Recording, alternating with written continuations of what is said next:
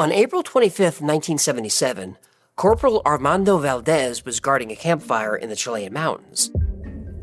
Just before dawn, he saw a glowing purple mist. Valdez walked into the mist and vanished.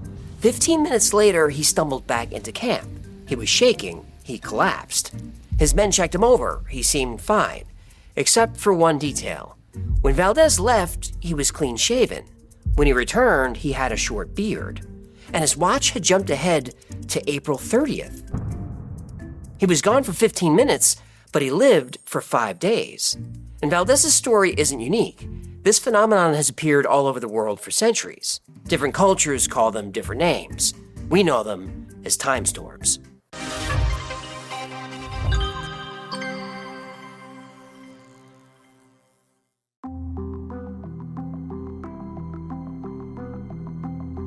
The Valdez case follows a pattern that is repeated around the world for hundreds of years. In 1947, a British military convoy was driving through the mountains of Nepal. This was dangerous territory. Bandits were everywhere. The group included local soldiers, a British colonel, and his wife Donna. Donna was sitting in the back of a truck when the temperature dropped instantly. She said it felt like someone flung open the door to a glacier. I just walked into my second ex-wife's bedroom. She was so cold in the bedroom that I got frostbite on my honeymoon. Will you at least let me get the story set up, please? No, fine, but that joke was solid and you know it. Donna looked up. A reddish cloud was floating just above the ground, about the size of a 2-story house, and it was moving toward them. The local villagers took one look and ran. They called it a vision, and they knew the only way to survive was to hide. The colonel ran toward the cloud to investigate. He got about 20 feet before he collapsed. It looked like he hit an invisible wall. Then the red cloud got brighter. It circled the truck where Donna was sitting.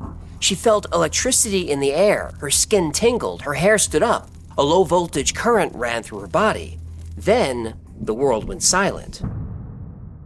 No wind, no birds, no engine noise. Donna saw one final image. Soldiers frozen mid-stride. Her husband motionless on the ground.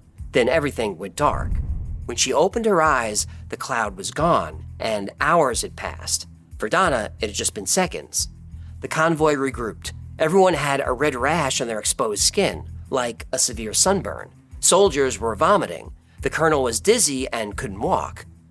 11 witnesses, physical symptoms consistent with radiation exposure, and a gap in time nobody could explain. British researcher Jenny Randles spent decades collecting cases that shared the same symptoms. First, the silence. All natural sound stops. No crickets, no traffic, just dead air. Then the tingling, like static electricity before a lightning strike. Then the mist. Sometimes red, sometimes green or white, but it always glows. Then time breaks. Hours vanish. People find themselves in places they can't explain, sometimes hundreds of miles away. And after, the physical toll, nausea, rashes, headaches, disorientation. Medical exams documented burns and rashes that appeared during these episodes. Electronics die, car engines stall, radios only play static, watches stop or leap forward, cell phones lose signal. And then there's the isolation. Even people surrounded by crowds report feeling utterly alone. The rest of humanity fades away, like they've stepped into a pocket universe. Randles calls this the Oz factor. Like Dorothy ripped out of Kansas, suddenly you're somewhere else, a different place, and a different time. Randles had plenty of witnesses who lost time, minutes, hours, sometimes days. But she did find one case where a pilot didn't lose time, he outran it.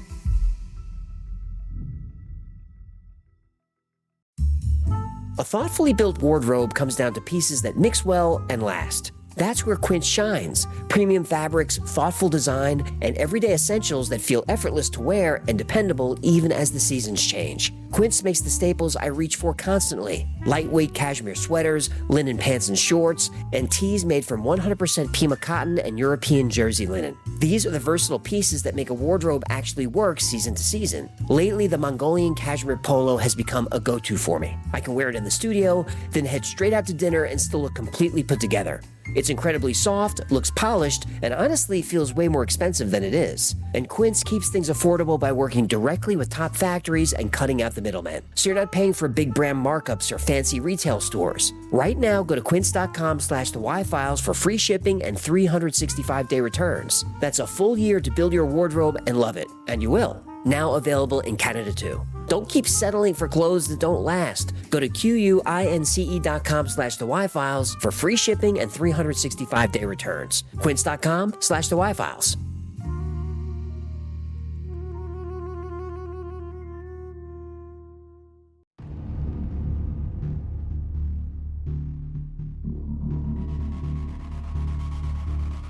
Bruce Gernon was an experienced pilot. He'd flown this route dozens of times. His destination was Palm Beach, Florida. The weather was clear. The flight is exactly 75 minutes. Halfway to Florida, Gernon saw a cloud formation ahead. A lenticular cloud. Testicular cloud? They make a cream for that. Lenticular cloud. That's the one that looks kind of like a flying saucer. That makes more sense. But this cloud was massive, and it was growing. Gernon tried to climb over it. The cloud rose with him. He banked to go around it. It expanded to block his path. The cloud wrapped around the plane, a swirling tunnel of gray mist with bright flashes of light. His compass started spinning. His navigational instruments failed. The artificial horizon began to roll.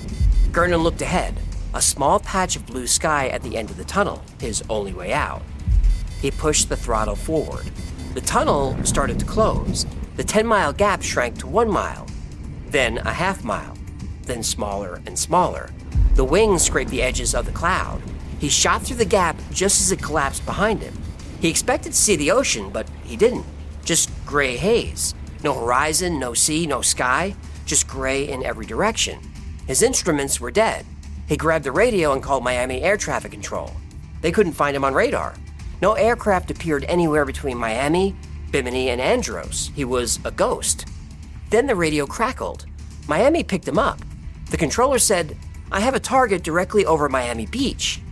But that was impossible. Miami Beach was 250 miles from where he entered the cloud. Top speed of a Beechcraft Bonanza is 200 miles per hour.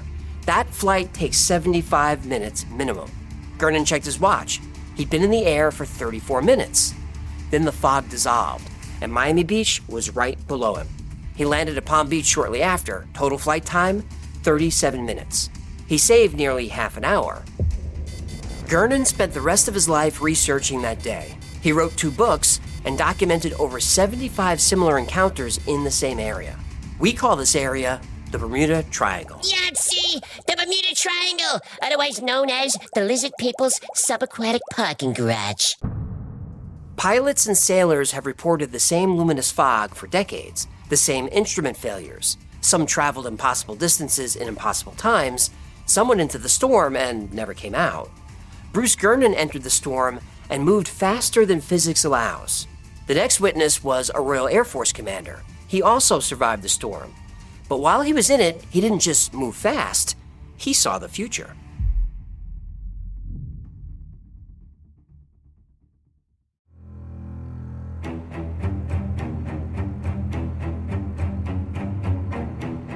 In 1935, Wing Commander Victor Goddard flew his biplane over an abandoned airfield called Drem.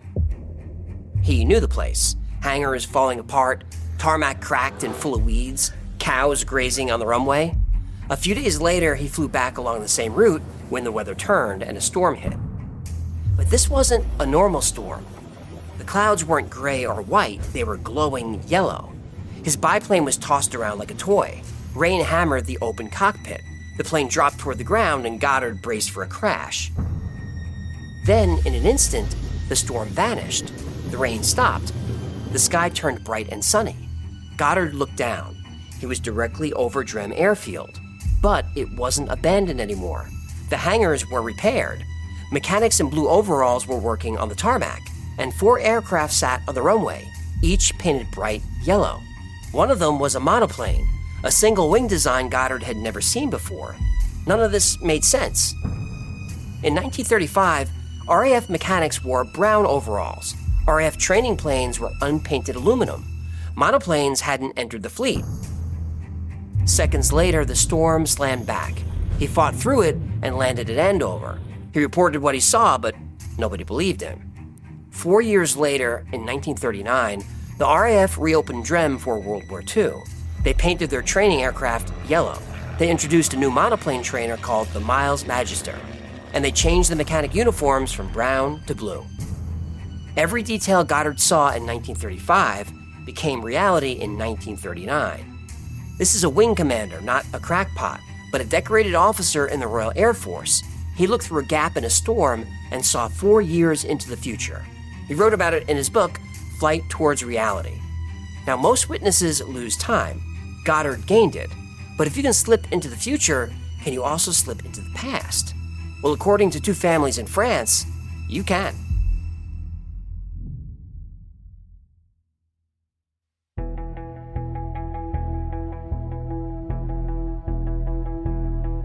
October 1979.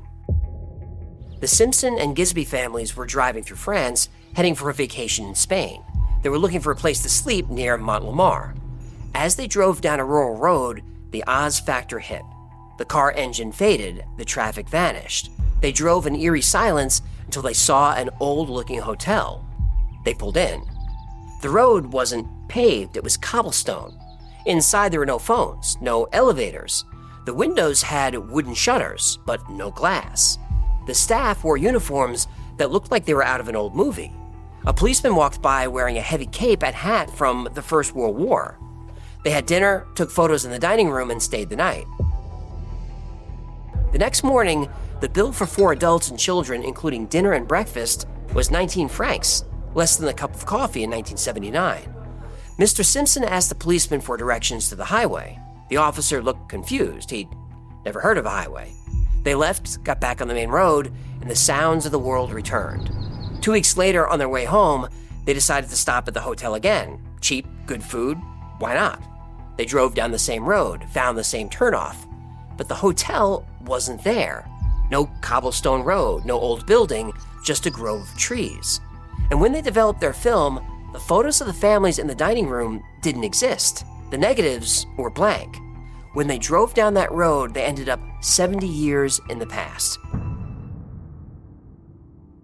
But Randles found something worse than blank film. These storms leave physical scars. In 1977, teenager Mark Henshaw was riding his motorcycle near Barnard Castle in England. Suddenly, a purple glow swallowed him. His motor died, but he kept rolling. Then he was pulled uphill, about 300 feet against gravity. When the glow vanished, Henshaw's leather jacket was smoking. He wore a smoking jacket like Hef? Did he also have a captain's hat and a harem of hens fighting over his inheritance? Not a smoking jacket, a leather jacket that was soaked a minute earlier. The water evaporated instantly from intense heat. The metal on his bike was so hot that he got third-degree burns. And another one, in 1992 in Hungary, a woman driving saw a white light rush toward her windshield. Her engine and lights died. She woke up hours later in a snowy field. No tire tracks led to the car. There was no road nearby. Doctors found burn marks on her body consistent with electrical discharge. And when they checked the car, the door handle had been fused to the body by heat. Then there's the case of Steve in Kansas. Steve was on a road trip with friends in 1979. They pulled over at a construction site so he can use a porta potty. When he went in, the sounds of his friends disappeared. The air went silent. He felt a wave of dizziness. He unlocked the door, stepped out, and fell face first into the dirt. The construction site was gone. The porta potty was gone. His friends were gone. He was standing in an empty field.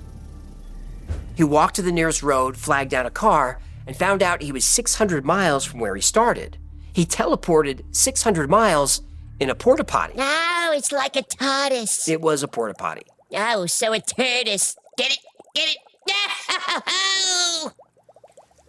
Randles realized that if you step back and look at the big picture, these stories sound familiar. UFOs, alien abductions, ghosts, missing time. They aren't different mysteries. They're all connected, and they're all time storms.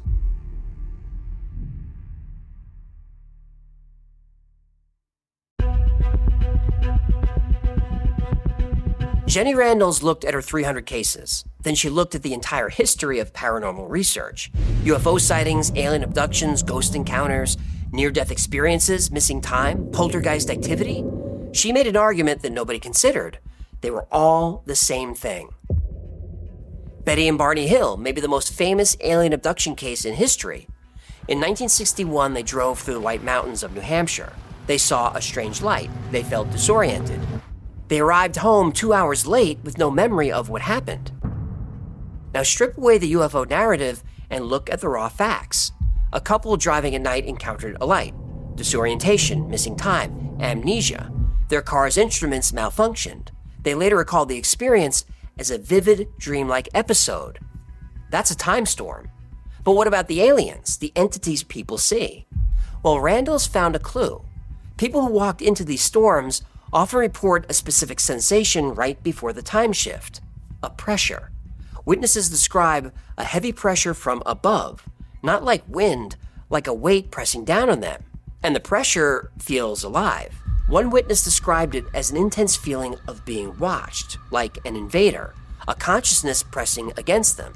So the storm isn't just weather, or at least our brain doesn't interpret it as weather. Canadian neuroscientist Michael Persinger built a device nicknamed the God Helmet to test this. He aimed weak electromagnetic fields at the temporal lobe. Test subjects reported exactly what time storm witnesses described: the sense of a presence, time distortion, feelings of floating, out-of-body experiences, vivid hallucinations of beings. Yeah, I feel like this after eating blow-up-us gummies. If you walk into a strong electromagnetic field like a time storm, your brain might interpret that energy as a person, or a ghost, or an alien. Jacques Vallée came to the same conclusion from a completely different direction. He argued that UFO encounters weren't extraterrestrial. They were signs of some other phenomenon, something that interacted with human consciousness and operated by rules we didn't understand. 3 researchers, 3 countries, completely different methods, but the same conclusion. The phenomenon is real. The popular interpretation is wrong. If electromagnetic fields could produce these experiences in a lab, then natural electromagnetic events, time storms, could produce them in the wild. So time isn't as stable as we believe, and now we have the science to prove it.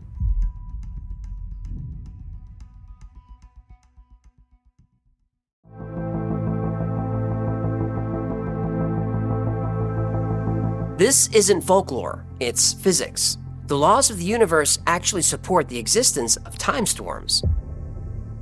Einstein's theory of relativity proved that time is not constant, it's flexible. Time passes differently depending on speed and gravity. An astronaut traveling near light speed ages slower than people on Earth. GPS satellites experience time faster than we do on the ground. Engineers adjust the satellite clocks every day to adjust for this. At the speed of light, time stops completely. From the perspective of a photon, the moment it's created and the moment it's destroyed happen at the same instant. A photon can travel across the universe for billions of years, but for the photon, 0 time has passed. Time storms are electromagnetic phenomena, but so is light. Randles believes these storms are pockets where the rules of light-speed physics take over, bubbles of electromagnetic dominance. Inside the bubble, local time could be frozen. Minutes outside could equal days inside, or days outside could equal seconds inside. But there's something else going on here, something you've probably felt yourself. You walk into a room and freeze. You know this room. You know this moment. You know exactly what someone is about to say before they say it. Déjà vu. Scientists tell us it's a brain glitch, a misfire between short-term and long-term memory. But what if it's not? What if déjà vu is a micro-time storm, a momentary slip where your consciousness brushes against the moment you've already lived? This ties into the block universe theory. Many physicists believe the past, present, and future all exist simultaneously. Imagine a loaf of bread. The past is the heel at one end. The future is the heel at the other. We're just a slice in the middle. But the whole loaf exists at once. Every moment that has ever happened or will ever happen is already there. So the universe is a loaf of bread? It's a metaphor. What kind of bread? Because if it's a King's Hawaiian roll, I'm interested. If it's that government-subsidized white bread, I don't trust it. We experience time as flowing. But that's a limitation of our consciousness. Our mind moves through the block universe like a cursor scanning a document. A time storm could knock that cursor loose. An intense electromagnetic anomaly could disconnect a person from their normal timeline. They might skip forward, loop backward, experience hours while the world experiences seconds. Then there's the many worlds interpretation. Science fiction author Philip K. Dick was obsessed with this. He believed time wasn't real. He believed what we experience as time is actually us moving through different versions of reality. He called it orthogonal time. He believed parallel timelines ran right next to ours, infinite versions of Earth, infinite versions of you, and sometimes those timelines bleed together. Now, if many worlds is true, a time storm isn't a glitch in a clock. It's a collision between universes. So when Goddard saw the airfield of the future, he wasn't looking forward in time, he was looking sideways into a parallel world where the war had already started. When the family in France found the hotel, they weren't in the past. They were in a reality where that hotel never closed. The framework for travel between worlds exists. These aren't just storms, they're doorways. And some people have accidentally learned to walk through.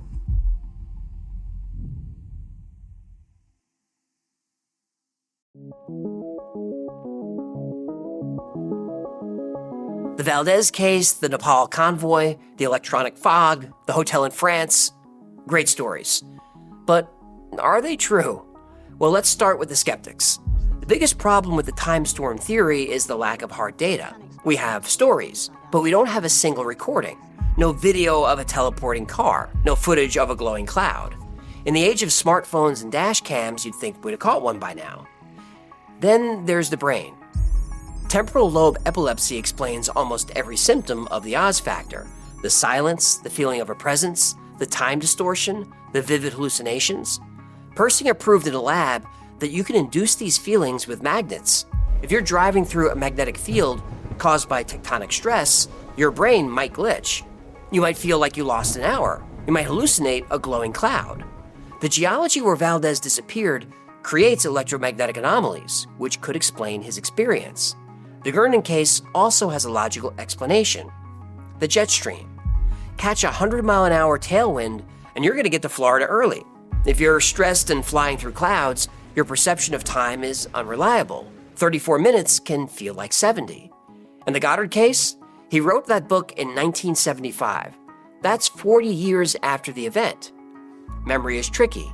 He saw a storm in 1935. He saw the airfield renovations in 1939. Over 40 years, his brain might have merged those two memories into one great story. So, case closed, it's all in our imagination? Well, not so fast. Hallucinations don't leave physical traces. In the Nepal case, 11 people saw the same cloud and got the same radiation burns. Mass hallucinations don't cause sunburns. In the Hungary case, a woman's car door was fused shut. These are documented. Mark Henshaw's leather jacket was smoking. A brain glitch doesn't melt metal or leather. And then there's Valdez. Valdez left with a clean face. He came back 15 minutes later with a short beard. Now you can hallucinate a purple light and even a time jump, but you can't grow 5 days worth of stubble in 15 minutes. Hell yeah, tell it to my ex-wife's legs. Anyway, that's biological evidence, documented by his own men. And if Philip K. Dick was right about orthogonal time, then hallucination is the wrong word. He spent his life trying to warn us that our world wasn't solid, that other worlds, other timelines press against us. The glitch isn't in our brains, the glitch is in the barrier between worlds. I have a strong sense there is a lot more to reality, and I bet you do too. PKD believed that what we call reality is just a collective illusion that keeps us from seeing the chaos underneath. But every once in a while, the illusion breaks, the signal drops, and the storm rolls in. And for just a few seconds, you can see the truth.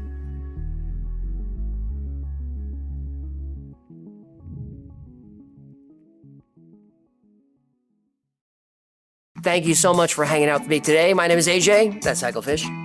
Please excuse me. I'm about to have an emergency, so I have to go find a tortoise.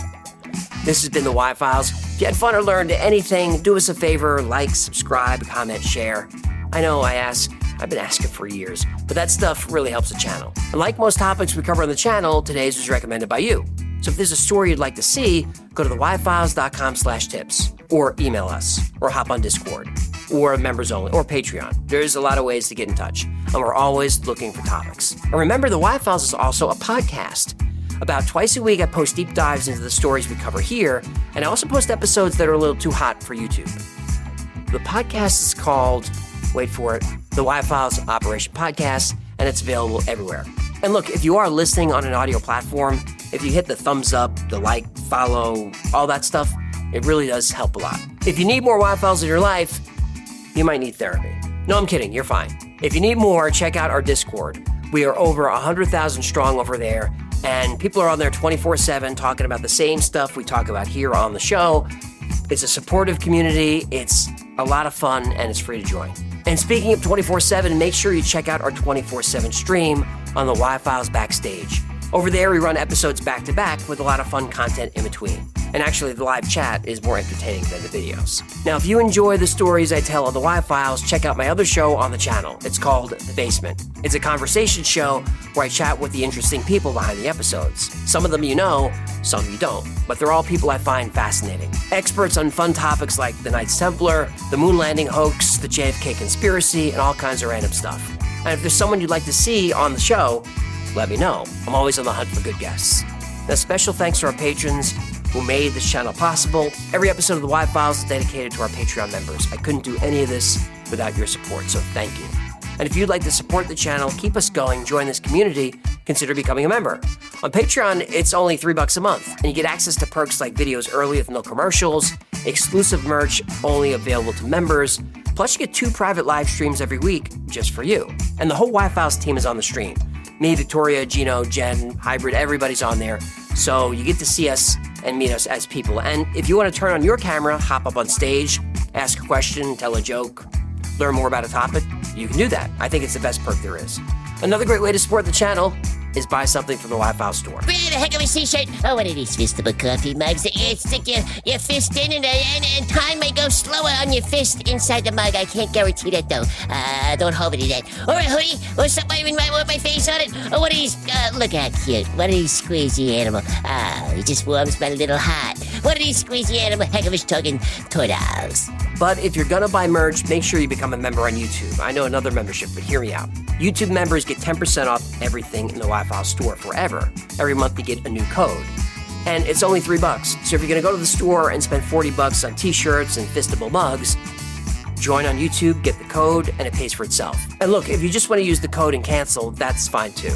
The membership is there to save you money, not make me money. In fact, all that revenue goes to the team. I don't touch any of it. Keep that secret close to your gills, huh? Those are the plugs, and that's gonna do it. Until next time, be safe, be kind, and know that you are appreciated.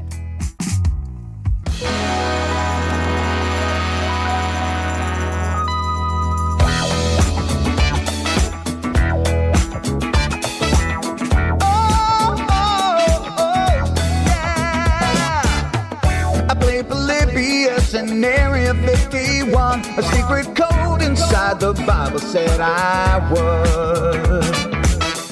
I love my UFOs and paranormal fun, as well as music, so I'm singing it like I should. But then another conspiracy theory becomes the truth, my friends, and it never ends. No, it never ends.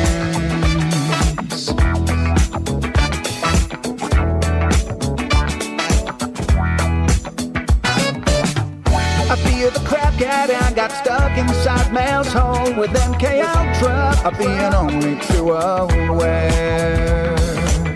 Did Stanley Kubrick fake the moon landing alone on a film set, or were the shadow people there? The Roswell aliens just fought the smiling man, I'm told, and his name was Cold. And I can't believe I'm dancing with the fish on Thursday nights with AJ2 and Wi-Fi's have the beat all through the night. All I ever wanted was to just hear the truth, so the Wi-Fi's have the beat all through the night.